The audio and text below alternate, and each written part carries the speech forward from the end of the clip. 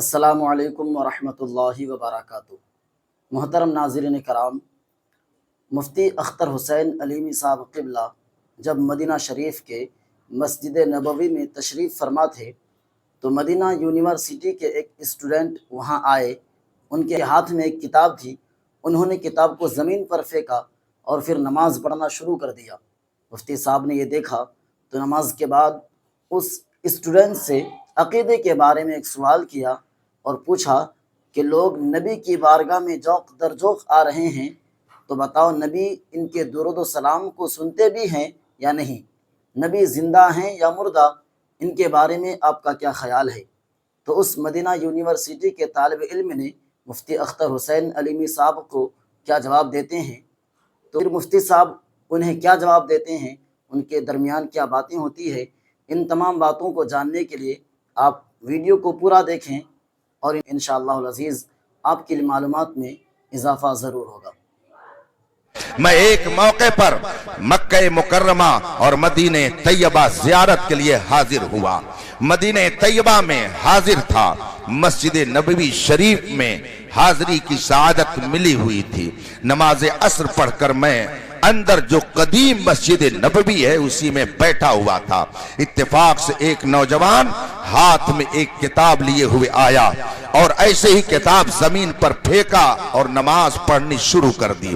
میں نے اس کتاب کو ہاتھ میں لیا، دیکھا تو اس کتاب کا نام تھا البدایہ والنہایہ۔ آپ حضرت بیٹھیں بس تھوڑی دیر، چونکہ وقت بہت قیمتی ہے۔ کتاب کا نام تھا البدایہ والنہایہ۔ میں نے وہ کتاب ہاتھ میں لے لی۔ جب وہ نوجوان نماز پڑھ چکا، میں اس سے قریب ہوا، کتاب میرے ہاتھ میں تھی۔ میں نے اس سے کہا هل استطيع ان اتكلمك، کیا میں آپ سے کچھ بات کر سکتا ہوں؟ اس نے کہا لا باس بھی، کوئی حرج نہیں، آپ بات کر سکتے ہیں۔ میں نے اس سے پوچھا ماذا تشتغل، آپ کرتے کیا ہو، آپ کا مشغلہ کیا ہے، آپ کا ورک کیا ہے، آپ کا کام کیا ہے؟ اس نے کہا اتعلم فی الجامعہ الاسلامیہ بالمدینہ المنورہ، میں مدینہ یونیورسٹی کا اسٹوڈنٹ ہوں، وہاں کا طالب علم ہوں۔ میں نے اس سے پوچھا این تسکن، آپ رہنے والے کہاں کے ہو؟ اس نے کہا اسکن من سوڈان، میں سوڈان کا رہنے والا ہوں، میرا تعلق سوڈان سے ہے۔ میں نے اس سے پوچھا فی ای صف تقرأ، آپ کس کلاس میں پڑھتے ہو؟ اس نے کہا فی الصف السابع، میں 7ویں کلاس کا طالب علم ہوں۔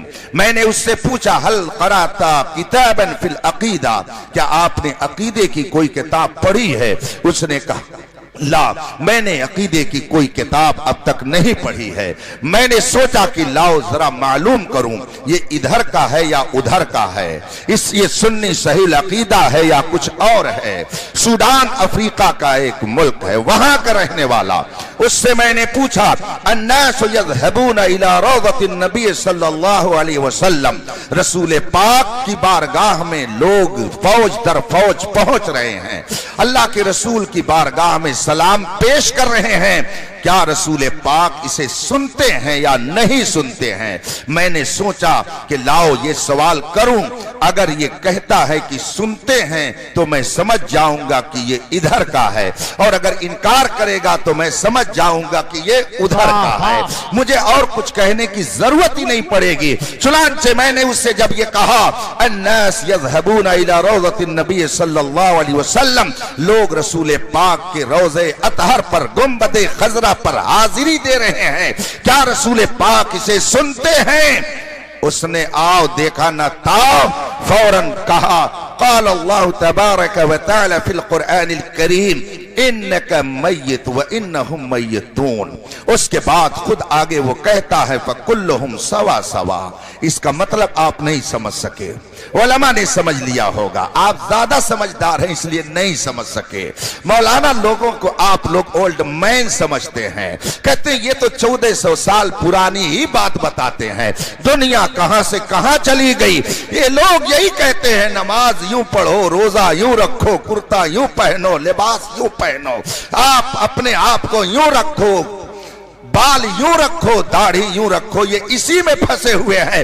دنیا کہاں سے کہاں چلی گئی؟ میرے نوجوانوں بتاؤ دنیا کہاں سے کہاں چلی گئی ہے؟ نمرود کہاں چلا گیا؟ فرعون کہاں چلا گیا؟ قارون کہاں چلا گیا؟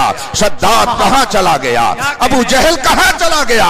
عتبہ اور شیبہ کہاں چلے گئے؟ بڑے بڑے ادوگپتی کہاں چلے گئے؟ سب کے سب اسی زمین میں دفن ہو گئے۔ کے وفادار غوث اعظم کل بھی زندہ تھے، آج بھی زندہ ہیں۔ خواجہ غریب نواز کل بھی زندہ تھے، آج بھی زندہ ہیں۔ محبوب الہی کل بھی زندہ تھے، آج بھی زندہ ہیں۔ امام احمد رضا کل بھی زندہ تھے، آج بھی زندہ ہیں۔ میرے مجاہد ملت کل بھی زندہ تھے، آج بھی زندہ ہیں۔ تاج الشریعہ کل بھی زندہ تھے اور آج بھی زندہ ہیں۔ نعرہ تکبیر، نعرہ رسالت، گنبد خضرا کانفرنس، مسلک اعلی حضرت۔ گنبد خضرا کی چھاؤں میں لوگ سلام پڑھنے کے لیے جا رہے تھے۔ میں نے جب اس سے پوچھا اس نے یہی جواب دیا جو میں نے آپ کو سنایا، مگر آپ شاید نہیں سمجھ سکے۔ کیوں نہیں سمجھ سکے؟ اس لیے کہ میں نے عربی میں جواب دیا، اور یہ عربی جو میں نے پڑھی، اس عربی میں پہلا حصہ قرآن کریم کی آیت کریمہ ہے۔ قرآن کی آیت میں نے پڑھی جو اس نے جواب کے طور پر سنایا تھا۔ وہ کہتا کیا ہے؟ میرے سوال کے جواب میں قال اللہ تعالی فی القرآن، اللہ نے قرآن میں فرمایا ہے انک میت، اے نبی آپ پر موت طاری ہوگی، وانہم میتون، اور دوسرے لوگوں پر بھی موت طاری ہوگی۔ اب آگے وہ اپنی طرف سے کہتا ہے کہ جب سب پر موت طاری ہوگی، سب موت کے منہ میں چلے جائیں گے، سب کو موت آنی ہے، فَكُلُّهُمْ سوا سوا، سب کے سب برابر ہیں۔ اس نے یہ نظریہ پیش کیا، سب کے سب برابر ہیں، یعنی کوئی نہیں سنتا ہے، جیسے عام لوگ نہیں سنتے ہیں وہی حال رسول پاک کا ہے۔ یہ گنبد خضرا کے سائے میں بیٹھ کر روزانہ تعلیم لینے والا طالب علم کہہ رہا ہے، مدینہ یونیورسٹی میں پڑھنے والا اسٹوڈنٹ کہہ رہا ہے۔ اس نے جب یہ کہا تو میرے دل کو غیرت آئی۔ میں گنبد خضرا کی چھاؤں میں بیٹھا ہوا تھا، میں نے سوچا اس کو کچھ نہ کچھ رضوی انجیکشن دینے کی ضرورت ہے، اور جو اس کے اندر جراثیم ہے ان جراثیم کو، اور جو کورونا ہے بدعقیدگی کا، اسے نکالنے کے لیے کوئی نہ کوئی دوا اس کو دینی ضروری ہے۔ چنانچہ میں نے اس سے کہا حل سمیت اسم شیخ ابن القیم، کیا آپ نے شیخ ابن قیم کا نام سنا ہے؟ ابن قیم کو آپ نہیں جانتے ہوں گے، یہ علماء اہل حدیث کے بہت بڑے عالم ہیں، جماعت غیر مقلدین کے پیشوا ہیں، ان کا نام ابن قیم ہے۔ میں نے یہ نام اس لیے لیا کہ آدمی دوسروں کی ماننے میں تردد میں رہتا ہے مگر اپنوں کی تو مانتا ہی مانتا ہے، اس لیے میں نے اس غیر مقلد عالم کا ذکر کیا جس کو سارے علماء اہل حدیث اپنا پیشوا مانتے ہیں، ان کا نام ابن قیم ہے۔ میں نے کہا کیا آپ نے ابن قیم کا نام سنا ہے؟ اس نے کہا ہاں میں نے سنا ہے۔ میں نے کہا ان کی ایک کتاب ہے جس کا نام الروح ہے، کیا آپ نے اس کتاب کا مطالعہ کیا ہے؟ اس نے کہا لا، نہیں میں نے اس کتاب کا مطالعہ نہیں کیا ہے۔ میں نے اس سے کہا کہ ابن قیم نے اپنی کتاب الروح کے اندر یہ لکھا ہے قد صح عن النبی صلی اللہ علیہ وسلم ان الانبیاء احیاء فی قبورہم یصلون۔ علماء حدیث کے یہ پیشوا اپنی کتاب الروح کے اندر لکھ رہے ہیں کہ صحیح حدیثوں سے یہ ثابت ہے کہ جتنے نبی ہیں سب اپنی قبروں میں زندہ ہیں اور نماز پڑھتے ہیں۔ جب میں نے اس کی یہ عبارت پیش کی اور کتاب الروح کا حوالہ دے کر کے میں نے اس سے پوچھا کیا ابن قیم نے جو یہ لکھا ہے آپ اس کو مانتے ہو؟ اب ظاہر سی بات ہے بات آ گئی اپنے مولانا کی تو کیسے انکار کر سکتے ہیں؟ یہی وہ نقطہ ہے جسے سمجھنے کی ضرورت ہے۔ کچھ لوگ ایسے ہیں کہ اگر ان کے پیر کے بارے میں کوئی کچھ کہہ دے، ان کے استاذ کے بارے میں کوئی کچھ کہہ دے، ان کے شیخ کے بارے میں کوئی کچھ کہہ دے تو وہ آپے سے باہر ہو جاتے ہیں، وہ اس کو برداشت نہیں کر پاتے۔ مگر سنی صحیح العقیدہ یہ سوچتا ہے تم مجھے جو چاہو کہہ سکتے ہو، میرے پیر کو جو چاہو وہ کہہ سکتے ہو، مگر پیروں کے پیر مصطفیٰ کی بارگاہ میں اگر تم گستاخی की करोगे तो हमारी जान भी जा सकती है, हमें कोई परवाह नहीं है, हमारे घर लुट जाए हमें उसकी कोई परवाह नहीं है, मगर ये हम भला कैसे बर्दाश्त कर लें कि मुस्तफा की शान में गुस्ताखी की जाए। इसीलिए हम चीखते हैं, हम आवाज लगाते हैं, मगर हम ये भी जानते हैं कि कानून के शिकंजे में रहा जाता है, तो हम कानून को गुहार लगाते हैं, ऐ कानून तू आ और इंसाफ कर कि जब हमने किसी के मजहबी पेशवा की तौहीन नहीं की तो कायनात के सबसे अजीम पेशवा की तौहीन क्यों की जाती है।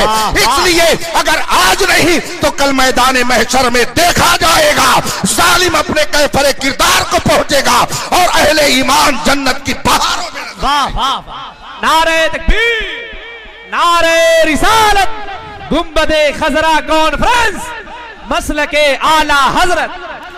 मैंने अर्रूह किताब का हवाला देकर के जब उससे पूछा कि बताइए आप इसको मानते हैं कि नहीं मानते हैं, उसने कहा हाँ मैं मानता हूं। जब उसने कहा मैं मानता हूं तो मैंने फिर एक सवाल ठोक दिया। मैंने कहा आपने अभी कुरान की आयत पेश की थी जिससे आप ये साबित करना चाहते थे कि नबी सुनते नहीं हैं।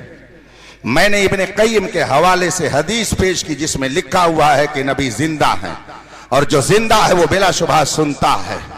तो अब बताइए आपने जो आयत पेश की जिससे आपने साबित करना चाहा कि नबी सुनते नहीं हैं वो सही है, या जो हदीस मैंने इब्ने क़य्यिम के हवाले से पेश की जिससे साबित होता है कि नबी जिंदा हैं सुनते हैं ये सही है, दोनों में सही क्या है।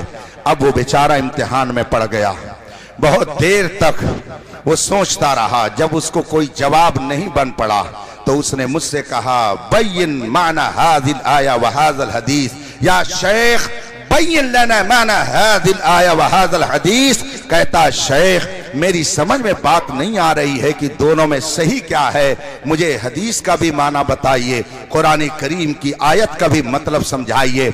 मैंने उसको थोड़ी देर तक अपने अंदाज में परेशान किया ताकि ये समझ जाए कि सिक्के के एक रुख को देख करके हकीकत तक नहीं पहुंचा जा सकता है जब तक कि सिक्के के दोनों रुख का मुताला न किया जाए। आजकल कुछ लोग सिक्के का एक रुख दिखा करके कौम को गुमराह करने की कोशिश करते हैं। ये तो इमाम अहमद रजा का कमाल है कि उसने हर हकीकत से निकाब को उलट करके और कौम को गुमराहों से मतनब्बे करते हुए फरमाया सोना जंगल रात अंधेरी छाई बदली काली है, सोने वालों जागते रहियो चोरों की रखवाली है। मैंने उसके सामने जब तफसील रखी उसने कहा शुक्रन लगाया शेख, आपका बहुत बहुत शुक्रिया कि आपने मुझे कुरान और आयत हदीस का मतलब समझा दिया।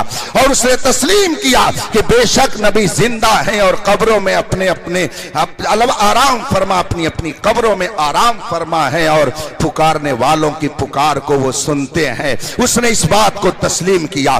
मैंने सिक्के का दोनों रुख जब उसके सामने रखा हुआ हैरत में पड़ गया। मैं यर्ज करना चाहता हूं कि आज भी एक जमात जुब्बा लिबास में कौम को गुमराह करने की नापाक कोशिश में लगी हुई है और कलमा पढ़ने के बावजूद वो दर हकीकत कुरान का भी इनकार कर रही है और हदीस का भी इनकार करती है। इसी हिंदुस्तान में ये जमात भी पाई जाती है। रसूल पाक सल्लल्लाहु अलैहि वसल्लम ने अपने सहाबा के बारे में फरमाया, हजरत सैयदना अबू सईद खुदरी रदियल्लाहु ताला अन्हु सहाबी रसूल हैं, वो रिवायत करते हैं कि रसूल करीम सल्लल्लाहु अलैहि वसल्लम ने इरशाद फरमाया ला तसुब्बु असहाबी, मेरे सहाबा में किसी की शान में गुस्ताखी के कलमा मत बोलना। रसूल पाक का इरशाद है मेरे सहाबा में से किसी की शान में गुस्ताखी मत करना, उनकी शान ऐसी बुलंद बाला है। अल्लाह के रसूल फरमाते हैं लौ अन्न अहदकुम अनफक़ मिस्ल उहदिन ज़हबा मा बलग़ मुद्द अहदिहिम वला नसीफा। उनकी शान यह है कि अगर तुम में से कोई उहद पहाड़ के बराबर सोना खर्च कर दे और मेरा सहाबी 2 किलो 4 किलो जौ अल्लाह के रास्ते में खर्च कर दे तो तुम्हारा उहद पहाड़ के बराबर सोना मेरे सहाबी के 2 किलो जौ का मुकाबला नहीं कर सकता है। ये रसूल पाक के सहाबा की शान है। मगर कलमा पढ़ने वालों का एक गिरोह इस वक्त हिंदुस्तान भर में तौहीन सहाबा की तहरीक चला रहा है और जगह जगह रसूल पाक के सहाबा की शान में गुस्ताखी करके अपनी बदबख्ती का सबूत दे रहा है। बताइए, रसूल पाक तो ये फरमाएं कि मेरे सहाबा को तुम बुरा मत कहना, मगर जमात एक ऐसी पाई जाती है कि जो कलमा पढ़ने के बावजूद रसूल पाक के सहाबा की तौहीन कर रही है। जगह जगह अपनी मस्जिदों में, अपने अवाम में, अपने लोगों में सहाबा की अजमत पर कीचड़ उछालने की नापाक कोशिश की जा रही है। इसी वजह से 2 महीने के अंदर मुझे 2 मर्तबा ऐसे नाहंजारों से मुनाजरा करने के लिए मजबूरन जाना पड़ा। पहली बार मैं बिंगलौर गया और अभी चंद रोज पहले मुझे झांसी जाना पड़ा, लेकिन अल्हम्दुलिल्लाह दोनों जगह दुनिया ने ये देख लिया किल के रजा है खंजरे खूंखार बर्बार, आधा से कह दो खैर मनाए न शर करें।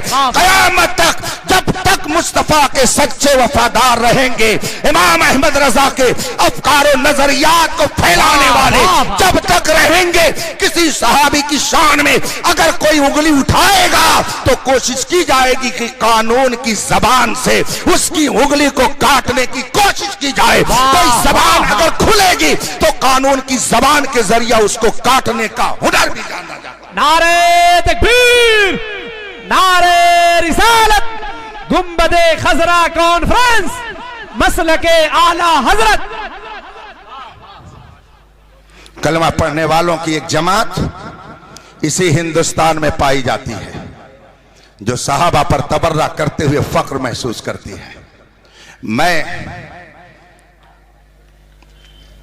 और मजीद तो कुछ न कहूंगा, लेकिन ये मुझे महसूस हो रहा है कि जिस तरह से कुछ सालों पहले तक सऊदिया अरबिया ने वहाबियत को फैलाने के लिए अपनी दौलत का दहाना खोला, आज भी कुछ मुल्क जो गुस्ताखाने सहाबा में शुमार किए जाते हैं अपनी दौलत का मुंह खोले हुए हैं और हिंदुस्तान के बहुत सारे टट्टू उसका शिकार होकर मस्जिदों मेहराब के जरिया उनके नापाक अजाइम की तकमील में लगे हुए हैं और राफिजियत को फैलाने का काम कर रहे हैं। मुझे कभी कभी अफसोस होता है अपने उन शुअरा पर, सबकी बात नहीं करता, और अपने उन नौजवानों पर कि अगर इनके सामने सिद्दीक अकबर का नाम लिया जाए तो ये नहीं पंच मचलते हैं, इनके सामने अगर उमर फारूक आजम का जिक्र किया जाए तो ये नहीं मचलते हैं, इनके सामने अगर उस्मान गनी की सखावत का जिक्र न किया जाए तो ये नहीं मचलते हैं, और अगर शायर ने अली अली अली अली अली अली अली अली कहना शुरू कर दिया तो लगता है कि ये मतलब ऐसा लगता है कि दरबारे अली में पहुंच गए और जेब से पैसा निकालना शुरू कर दिया, और उसके बाद में फिर वो शायर उसी एक लफ्ज को 50 मर्तबा दोहराता है। जाहिर सी बात है जब मिजाज स्टेज से ऐसा बनेगा तो कौन सहाबा की गुस्ताख बनेगी। इसलिए इस पहलू से भी हमें सोचने की बहुत खूबसूरत।